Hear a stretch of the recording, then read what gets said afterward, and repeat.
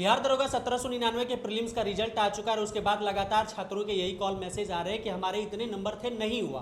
क्यों नहीं हुआ? किसी के कम नंबर थे, उसका हो गया, किसी का ज़्यादा नंबर था, 67, 68, 69, 70 वालों का भी बहुत सारे मैसेज हैं जो कि कह रहे हैं कि हमारा नहीं हुआ। तो क्या रिजल्ट में किसी तरह की कोई गड़बड़ी हुई है? क्या इस बात की ओर ये इशारा कर रहा है कि रिजल्ट में जो इतना लेट हुआ है तो इस दौरान कोई हेरफेर हुआ है? मेंस जो 19 अप्रैल को होना है वो हो पाएगा कि नहीं हो पाएगा? रोशन आनंद सर हमारे साथ बातचीत करने के लिए, सर बहुत शुक्रिया बातचीत। धन्यवाद। और जो रिजल्ट में बात कही जा रही है कि इस तरह की चीज़ें जो है, नॉर्मलाइजेशन भी खास करके जो हुआ, और लड़कों के इतने सारे सवाल हैं, परेशान हैं, लड़के रो रहे हैं कि हमारा नहीं हुआ, हम हकदार थे। क्या लग रहा है सर कि कुछ हुआ है? देखिए, है क्या कि एक तो अस्पष्ट है, चीज़ अस्पष्ट है, नो डाउट। क्वेश्चन पेपर नहीं दिया जा रहा है, कार्बन कॉपी नहीं दिया जा रहा है, आंसर की नहीं दिया जा रहा है। हम जो आंसर मान रहे हैं, क्या बोर्ड भी वही आंसर मान रहा है या नहीं मान रहा है? बोर्ड कुछ और आंसर मान रहा है, ये सब तो हो सकता है। तो वो अस्पष्टता तो है बोर्ड में, लेकिन बोर्ड का कहना है कि जो पुलिस रूल है हम तो उसके अकॉर्डिंग ही चलेंगे। तो पुलिस रूल ये है कि ये सब नहीं दिया जाएगा, इसी वजह से हम नहीं देते हैं। अगर सरकार हमें कहती है देने को लेकर तो हम देंगे। तो अस्पष्टता तो है, और इस बार नोटिफिकेशन में इस बात का काफ़ी स्पष्टतापूर्वक विवरण किया गया था कि नॉर्मलाइजेशन होगा, क्योंकि नंबर ऑफ कैंडिडेट ज़्यादा है तो नॉर्मलाइजेशन होगा। शिफ्ट भी था ज़्यादा। हाँ, 4 शिफ्ट भी हुआ है, तो नॉर्मलाइजेशन तो हुआ ही है। और देखिए, इसमें बहुत सारा चीज़ मैटर करता है रिजल्ट में। नोटिफिकेशन को जब आप पढ़िएगा ना, तो रिजल्ट में एक डेट ऑफ बर्थ भी मैटर करता है, फिर आपके नाम का लेटर भी मैटर करता है। ये सब बात तो बोर्ड स्पष्ट किया हुआ है अपने नोटिफिकेशन में कि अगर मान लिया जाए कि कोई बच्चा है, जैसे हम हैं, मेरा डेट ऑफ बर्थ 1995 है, आपका 1998 है, हमको भी 50 मार्क आया है, आपको भी 50 मार्क आया है, तो मेरा हो जाएगा रिजल्ट, लेकिन आपका नहीं होगा। मतलब जिसका डेट ऑफ बर्थ ज़्यादा है, रिजल्ट उसका होगा। फिर इसके बाद नाम के लेटर पर भी बहुत कुछ डिपेंड करता है, किसका शुरू में है, किसका लास्ट में है, इस सब चीज़ पर भी रिजल्ट बहुत ज़्यादा डिपेंड करता है। तो इसी वजह से जो है ये सब बात निकल कर के सामने आता है कि हाँ, कट ऑफ 65 पॉइंट समथिंग है। और फिर मेरा तो मतलब जो है 67 आ रहा था, 68 आ रहा था, फिर भी मेरा नहीं हुआ है। उस सब के पीछे एक रीज़न डेट ऑफ बर्थ भी हो सकता है, और एक रीज़न नाम का लेटर भी हो सकता है, और एक रीज़न जो है नॉर्मलाइजेशन भी हो सकता है। क्योंकि नॉर्मलाइजेशन में क्या होता है, सामान्य जो नॉर्मलाइजेशन को लेकर के अवधारणाएं हैं मार्केट में, कि अगर मान लिया जाए कि कोई बच्चा है 90 क्वेश्चन बनाया, कोई बच्चा है 95 क्वेश्चन बनाया, 90 क्वेश्चन जो बच्चा बनाया है उसको अगर मान लिया जाए कि 65 सही हो रहा है, और जो 95 बनाया है उसका भी 65 सही हो रहा है, तो 90 वालों का ही रिजल्ट होता है। तो एक तो नॉर्मलाइजेशन में ये सामान्य अवधारणाएं हैं, तो इन सभी चीज़ों का भी मतलब एक इफ़ेक्ट पड़ा है कि जो है आपको 67-68 वाले बच्चे कह रहे हैं कि हमारा रिजल्ट नहीं हुआ है। लेकिन इसको तो और भी स्पष्ट बोर्ड ही कर सकता है। बोर्ड को ऐसे नोटिफिकेशन में हद तक स्पष्ट किया गया है, और आगे बाद बाकी तो अध्यक्ष महोदय ही कर सकते हैं।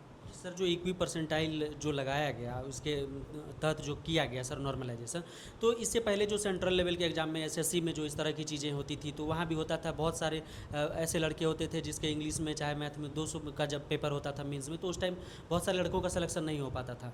तो ये चीज़ उस टाइम होता था, तो वो चीज़ सेंट्रल लेवल के लिए नया था, वो पुराना था, वो पहले से चला आ रहा था, परंपरा था। लेकिन बिहार दरोगा के बच्चों के लिए क्या ये नया है एकदम से? इस वजह से इस बात को बच्चे जो है नहीं हो कर पा रहे। देखिए, बच्चा जो है नोटिफिकेशन नहीं देखता है, नोटिफिकेशन उसको देखना होगा। देखिए, पहले भी 2 सिटिंग में एग्ज़ाम होता था, पहले भी इस टाइप का चीज़ तो ज़रूर किया जाता होगा, और इस बार तो नोटिफिकेशन में ही स्पष्टतापूर्वक लिख दिया गया था कि जो है हम नॉर्मलाइजेशन जो है करेंगे। ये तो ऑलरेडी पहले से नाउन है, तो इसको लेकर बहुत ज़्यादा है तौबा मचाने की ज़रूरत नहीं है। देखिए, कहीं ना कहीं जब असफलता हाथ लगती है तो उसके बहुत सारे कारण होते हैं। कहा जाता है कि असफलता अनाथ होता है और सफलता के बहुत सारे रिश्तेदार होते हैं। तो असफलता हाथ लगता है तो कारण बहुत सारे गिनाए जा सकते हैं, लेकिन हम कहना चाहेंगे जो चीज़ आया है उसको आपको एक्सेप्ट करना पड़ेगा।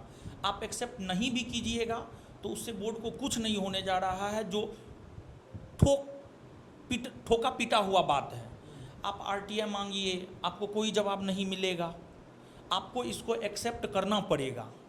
या फिर जब पारदर्शिता को लेकर आंदोलन होता है तो उसमें छात्रों की उदासीनता दिखती है, छात्र आते ही नहीं हैं, तो कहाँ से परिवर्तन होगा। हम लोग भी बहुत बार आवाज़ उठाए हैं परीक्षा में पारदर्शिता को लेकर के, लेकिन छात्रों का जो सहयोग होना चाहिए वो क्या मतलब है। अभी तो मचाने का कोई मतलब नहीं है। जिस रोज आंदोलन हो रहा था उसमें आप पार्टिसिपेट करते हज़ारों की संख्या में, एग्ज़ाम दिया है 7 लाख 8 लाख 10 लाख, मतलब फॉर्म गिरा था 11 लाख के आसपास। अब बताइए आंदोलन में 5,000 विद्यार्थी आता है। अरे आप अपना दमखम दिखाइए ना, क्या नहीं हो सकता है। जनता के दबाव में तो सरकार कुछ भी कर देता है, लेकिन आप सही समय पर सही निर्णय नहीं लेते हैं, इस वजह से अभी आप रो रहे हैं, आपको देखने वाला कोई नहीं है। तो ये है। तो सर जो बहुत सारी बात हैं, एक और बात सर इसमें जो है कि रिजल्ट में थोड़ा सा टाइम लगा, और सर आप भी कहे थे कि होली के आसपास आएगा, लेकिन उसके बाद सर जब भी हमने बात करने की कोशिश करी किसी भी शिक्षक से, तो वो ये कह रहे थे कि होली के आसपास का जो है समय है वो आ जाएगा रिजल्ट। लेकिन अगर देखा जाए तो अमूमन 10-12 दिनों का लेट हुआ रिजल्ट में। लोग कह रहे हैं कि नहीं इस दौरान कुछ हुआ है, क्या लग रहा है? नहीं, हमको तो मतलब हमको ऐसा नहीं लग रहा है। पर्सनली अगर हमको देखिएगा तो हमको ऐसा नहीं लग रहा है। अब कहिएगा हमको ऐसा क्यों नहीं लग रहा है, तो हमको ऐसा इसलिए नहीं लग रहा है क्योंकि हम देख रहे हैं कि जेन्युइन छात्रों का रिजल्ट हुआ है, जो पढ़ने वाले छात्र हैं उनका रिजल्ट हुआ है। अगर हम अपने हॉस्टल की ही बात करें तो हमारे हॉस्टल में बिहार दरोगा के 30 बच्चे हैं। सुपर 30 टाइप से एक हम चलाते हैं, उसमें 30 में 30 का रिजल्ट हुआ है। 30 में 30 का रिजल्ट हुआ है।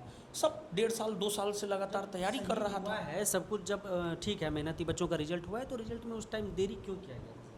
देखिए, रिजल्ट में देरी के जहाँ तक हमें पता है, रिजल्ट में देरी का एक रीज़न रहा है कि पहले जो है 3 लाख 4 लाख बच्चा बैठता था एग्ज़ाम में, लेकिन इस बार जो है नंबर ऑफ़ कैंडिडेट ज़्यादा बैठे हैं।